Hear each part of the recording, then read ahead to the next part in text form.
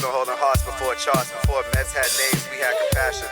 This one's for every nurse, past, present, and future. Let's go. We are the calm in the storm, the beacon of hope. Every beat, every breath, we honor the oath. From night shifts to day breaks, loving our tone. Pepler taught us, connection heals more than alone. From Florence to futures, we redefine care, not just meds and machines. We're presence of prayer, with hands that comfort, eyes that see truth. Healing ain't a chart, notice what we do. We are nurses with hearts wide open. Healing souls and All right, we're recording. Well, welcome everyone to another episode of Peplow's Ghost. My name is Kate Molino. I'm an associate clinical professor and psychiatric nurse practitioner at the UCSF School of Nursing. My co-hosts, Dan Weisman, Sean Convoy, and Melissa Chapman-Haynes are on vacation this week, so I get the opportunity to have an amazing one-on-one conversation with our esteemed guest this week, Dr. Paula Allocca. Dr. Allocca is the director of the Psychiatric Mental Health Nurse Practitioner program at Shenandoah University and received many of her degrees from Victoria Commonwealth University. She also founded Commonwealth Integrative Psychiatry and Functional Medicine, which is a functional psychiatry practice, and completed her dissertation with regards to a cognitive behavioral therapy intervention for women undergoing breast cancer treatment. So, Dr. Allocca, welcome to Peplow's Ghost. I'm so happy that you are here and that we get to have a conversation today.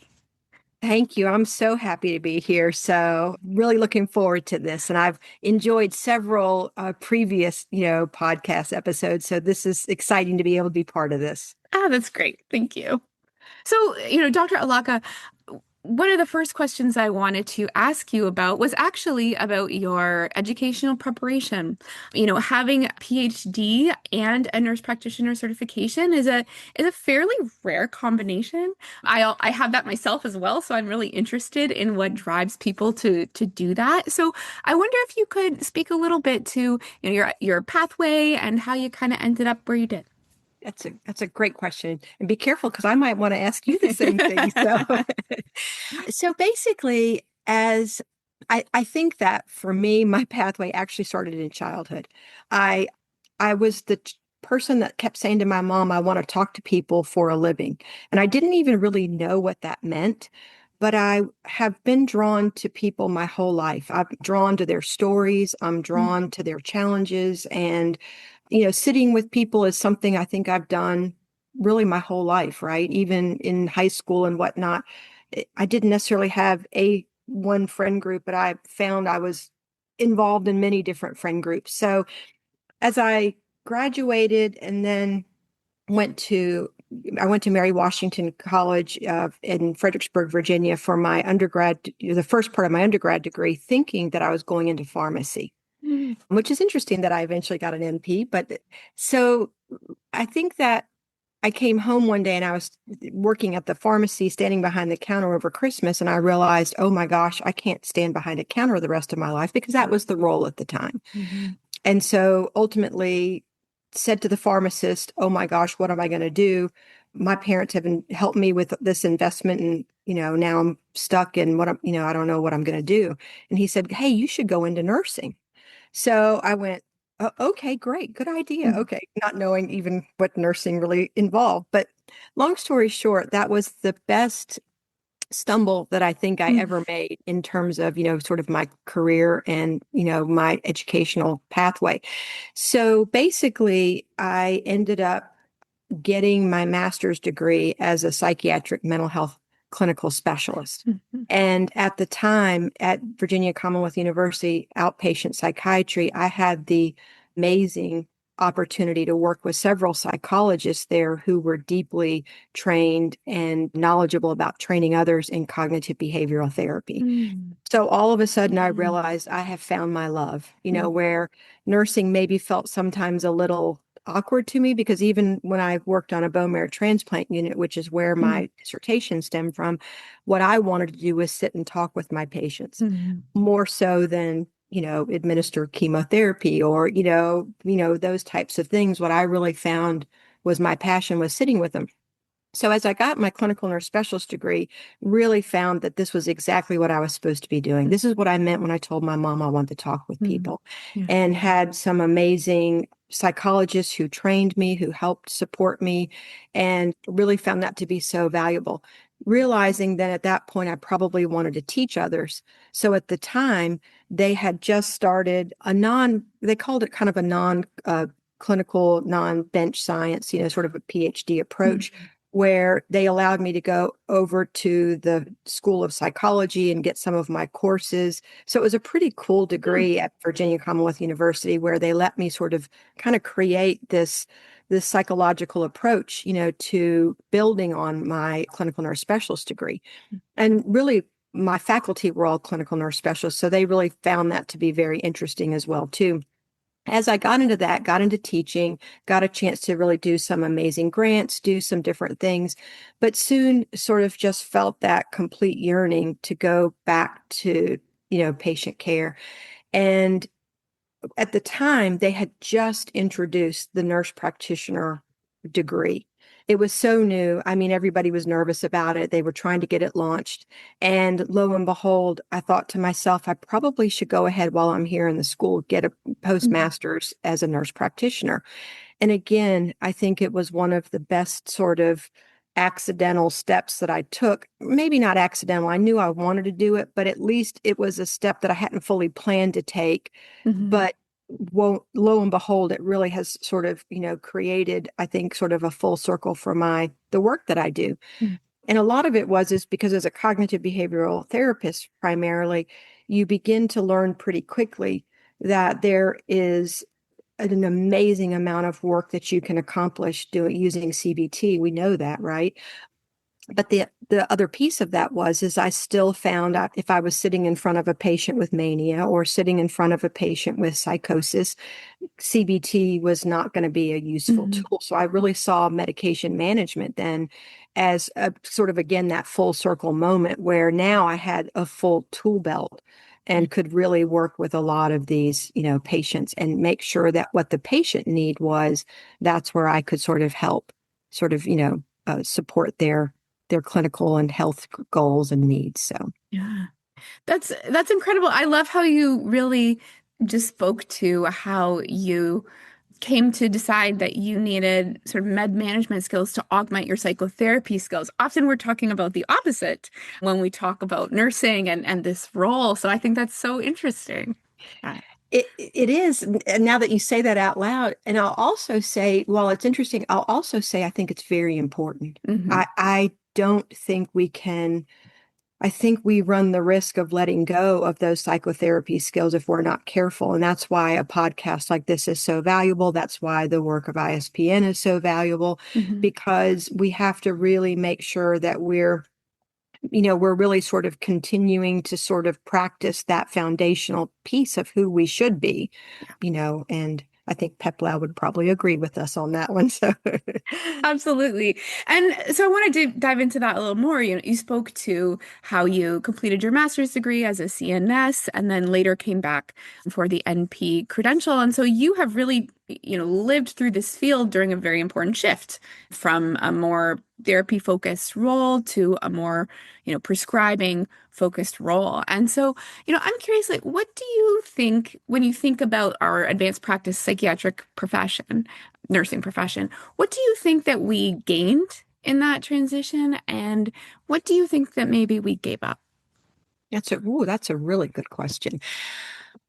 I think what we gained is we gained the opportunity to also participate in sort of the biological well-being of our patients, right? In that, although I'll tell you, we do know CBT will change brain function. We know it changes, how a brain, pathways are created and generated and whatnot. So I think that what we gained is an ability to speak to the patient's whole brain instead of, maybe just parts of the brain. And I think it also allowed us to start talking with patients about the fact that these are brain-based, health needs. And, we really want to make sure that we continue to sort of, move away from anything that, increases stigma. We want to continue to sort of open the door to where seeking mental health needs is just as commonplace as seeking, primary care for diabetes is the example we use a lot, right? So, but it should be, that should be the case. And what do we stand to lose? I think what we stand to lose is really just what we've already mentioned, is that the absolute importance of the therapeutic alliance. And I think that a lot of people started looking at their opportunities really from maybe a dollar-based position rather than from a therapeutic alliance position. And, the 15-minute med check sort of even became adopted, I think, by a lot of NPs. And so I make sure with students that I talk a lot about the risk of that and making sure that we avoid that. Because if we lose the therapeutic alliance, first of all, in this new emerging AI, we lose our opportunity to gain and develop trust and gain and develop truly sort of a therapeutic, alliance and an opportunity to create lasting change, because you can create, change for anybody, but will that change be lasting? It's only when you sort of looking at the studies, only when you add CBT to whatever medication management is being used. So. Absolutely. Thank you. And I want to just, our co-host, Melissa Chapman Hayes, has joined us. So welcome, Melissa. And I will pass the mic to her. So I'm the non-nurse, and that's going to come through with my question because I think I'm going to mispronounce a medication that I'm not as familiar with. Okay, you can correct me. So you worked on a multi-center venlafaxine? Venlafaxine, yes. Venlafaxine, yes. You guys really did your homework. This is great. I was going through iterations of how to say that. Okay, say it one more time. Venlafaxine. Venlafaxine. So also you worked called Effexor, right? Oh, okay. So you worked on those Effexor trials early on, and now, of course, you run an integrative functional medicine practice. So we were wondering, what did you see from inside that trial infrastructure that moved you toward a different way of practicing? You guys ask amazing questions. I think what I saw in that, so the funny thing is, what we used to advertise that study was this headline. And believe it or not, we put it in the sports section because we found men were probably more prone to generalized anxiety disorder than women. So we made sure we put our ad in the sports section, and we sort of put it with sort of the heading, "Are you a worrier?" Because that's one of the kind of the hallmark symptoms of somebody with generalized anxiety disorder, and what they were basically sort of testing. And now we've really come to understand that SNRIs, serotonergic and noradrenergic, reuptake inhibitors, actually can really help with some of that anxiety. So I think what I really learned there again is that we want to get to the root cause. And if a serotonin agent isn't going to be the right prescriptive approach to treating something fully, can we think along other lines of what could be going on chemically, biochemically in the brain, where we want to make sure that we're addressing additional, sort of, or looking at additional approaches to try to treat symptoms as efficiently and effectively as possible. Nice. Thank you. I love especially how you advertise to get to who you wanted to reach. It's very creative. That's so creative. And Paula, as a follow-up to that question, I think, sort of integrative psychiatry, functional medicine is becoming more popular. More people are becoming aware of this approach. For our audience, could you explain really what, functional psychiatry is? And we would love if you could maybe think of a patient example, someone you've worked with, and how you kind of walked through what was going on with them to develop this type of treatment plan. Okay. So basically, the interesting thing about functional medicine is, and I agree with you, I really do believe we're seeing a growth in the field of a lot of practitioners who are, and I'm just going to call it returning to our roots. Because when we all start with the 3 Ps and we all have pathophysiology, in essence, that's really what we're learning when we talk about functional medicine. So we're not just addressing, sort of, I'll kind of call it the pharmacologic sort of biologic component of the brain with where we're talking about neurotransmitters, but we're also being reminded of what systems are operating underneath the surface that are maybe dysregulated, disrupted, because we all learned that once one system is slightly dysregulated or disrupted, it's going to often lead to another system sort of becoming dysregulated. So in functional medicine, instead of looking at sort of an organ, we think about systems that the organ operates in. So we might talk about GI health. We might, and that will be the example that we're going to go to. But we also talk about things like, I remember when I first studied it and I was able to go and sort of psychiatry wasn't sort of being included just yet in that. So it was really pretty medical sort of oriented, but there were a few psych NPs who were taking the course who said to me, you're never going to look at psychiatry the same way again. And I think that they're absolutely right. And so basically, functional medicine is that appreciation for the pathophysiologic aspect of what's happening in the body. And then our work is to, just as we say always, we're doing that thorough assessment. We're using the therapeutic alliance to open the door to where therapeutic communication is sort of taking place. We're able to begin to understand all of the different components, and you're looking sort of for the root cause, because you can say depression and I feel depressed, my mood feels depressed, I feel down, and that can be all kinds of things, right? That could be depression, it could be anemia, it could be hypothyroidism. And so you're really looking for what system is dysregulated, and then therefore that's the system that I want to treat. Whereas I think, and sometimes more we'll say sort of a mainstream approach, we use a lot of, now we've really gotten into a lot of algorithms, right? So if a person has a certain set of symptoms and maybe even say they score high enough on the PHQ-9, we might say, aha, this has to be major depression, and therefore I'm going to treat this condition with an SSRI, an SNRI, something along those lines. So a good example would be really just that, in that I had a patient who, come to find out, didn't mention it sort of in their initial evaluation when you go over some of the medical pieces, and they were being seen for major depression. And while they had had a history of it in college, they were now in their late 50s and had not had any depressive episodes in between those two. So what we sort of agreed on was that, we're gonna start with an antidepressant. So I believe in, really kind of an integrative approach, right? Where we're taking what we know and understand, from research in terms of benefits, and then we're sort of bringing it into the functional medicine model. I didn't throw the baby out with the bathwater, if you want to say it that way. And so as we really got into it, we started recognizing that there was probably some gut dysbiosis going on there, really. And so helping this individual sort of, do some testing, diet testing, allergen testing, then sort of gut restoration sort of strategies. We really discovered that by treating the gut, we actually were treating, this depression.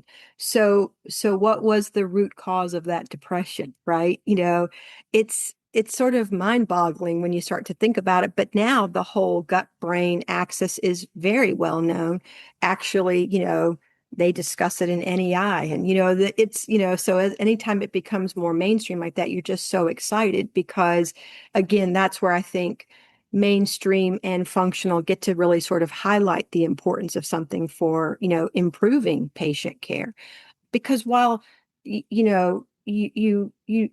believe you never want to use a medication unless it's warranted. So if treating gut is going to really bring the change that you're looking for, then, lo and behold, maybe you don't need that SSRI, especially in somebody who hadn't had a recurrent episode. Now, if there had been several recurrences along the way, I think I would have thought differently about that. But in the meantime, it just let us create a lot of change by really addressing, nutritional support, adding probiotics, and doing some of these things that actually really did make a pretty significant difference. So now that's a case study. So, but we do know we have studies on this now. So. No, that's such a fabulous example. And I think it's also really illustrates, I think, how nursing can really shine in this approach, because it's very much aligned with what we have learned about, nursing assessment, nursing process, and addressing all the spheres of a person's life. Yes, yes. Yeah.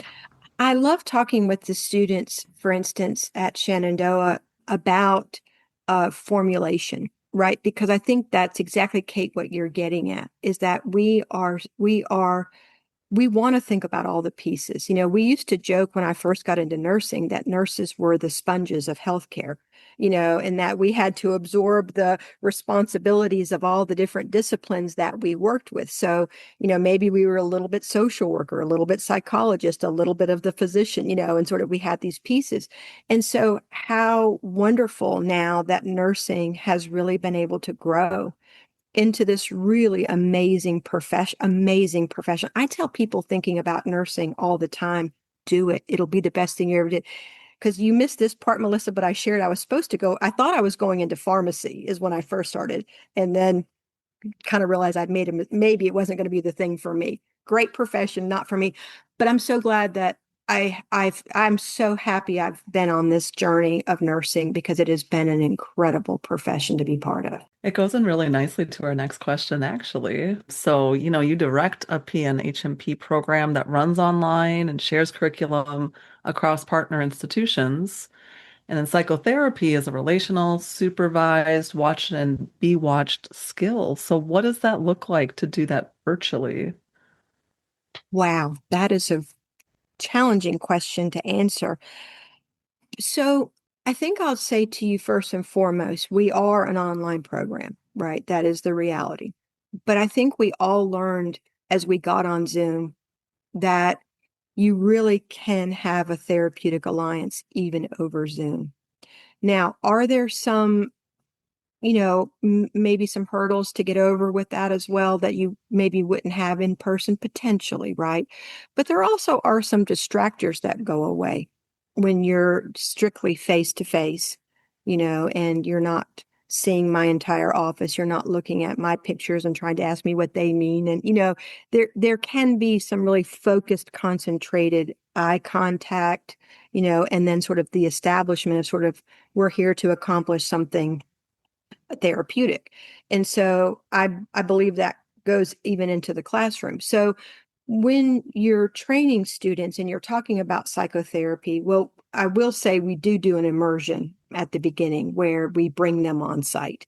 And this is really where we launch them through simulation and whatnot. We help them set the stage for their opportunities to establish therapeutic alliances with patients and help them practice that before they start their clinicals. Then with their clinicals, we are able to place them usually within an hour or so of their where they all live, because I've had students in West Virginia, Maryland, mostly from Virginia.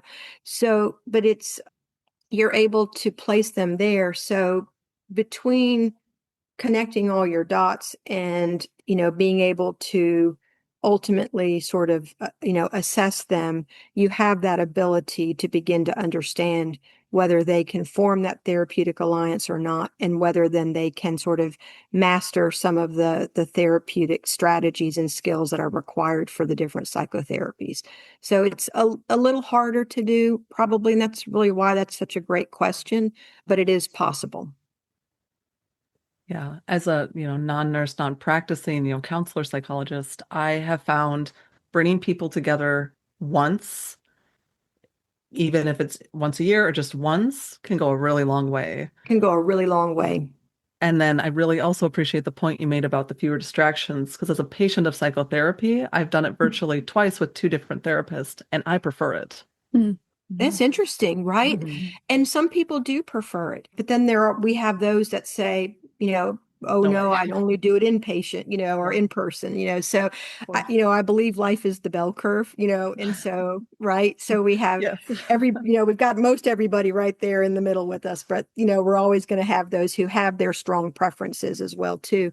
But, and look, I've had a couple of patients who have come to me curious, like, could you really have a good therapeutic alliance on Zoom? But this was a person who wouldn't turn their camera on, right? So, you know what I mean? So it takes eye contact. It takes eye contact, I think, to really establish that therapeutic alliance. So, yeah, absolutely. And my next question really kind of dovetails on what we're just talking about. Let's bring it back to our podcast namesake, Paula. Her argument was really that the relationship itself, the therapeutic relationship, is really the treatment, what's happening between the nurse and the patient. And so, Dr. Allocca, given your extensive experience and knowledge in the field and really how you center that in the work that you do, what is one thing that you would want a psychiatric NP who might be listening to this podcast to try in their next clinic day, if this is something that they want to build their skill with more?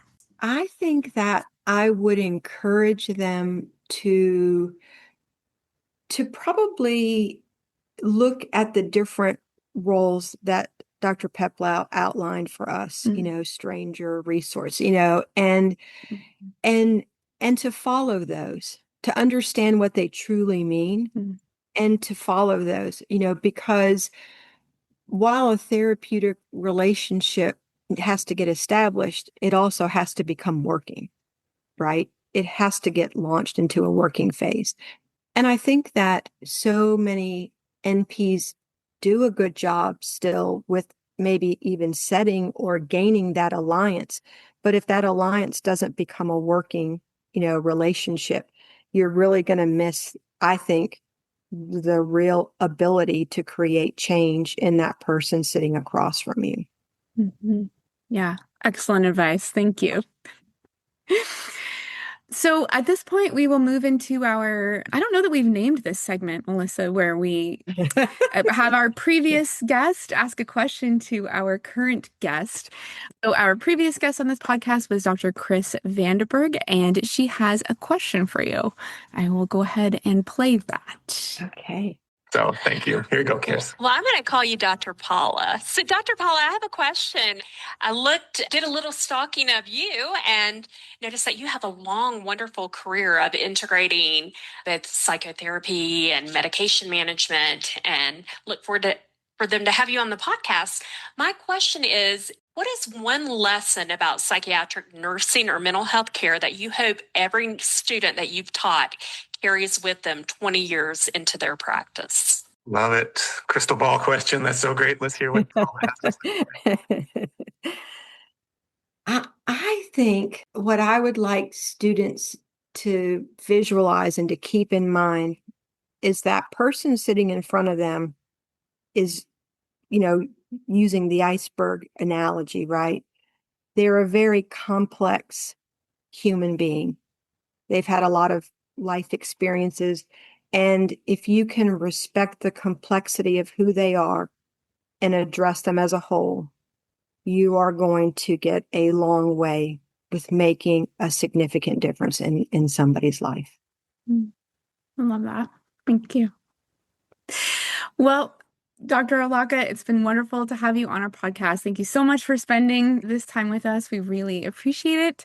To all our listeners, thanks for listening. Please like, subscribe, share, comment, etc. We'll be back next week with a new episode of Paula's Ghost. Carrying the torch through the blood and the rain. We are nurses, the world can't forget. We give our all, no regrets. Modern in our ways, but our roots don't decay. Nurses anthem and it's here to stay. We are nurses. So here's to the hands that heal, the hearts that stay steady, the voices that whisper you're not alone. Because nursing isn't just what we do, it's who we are.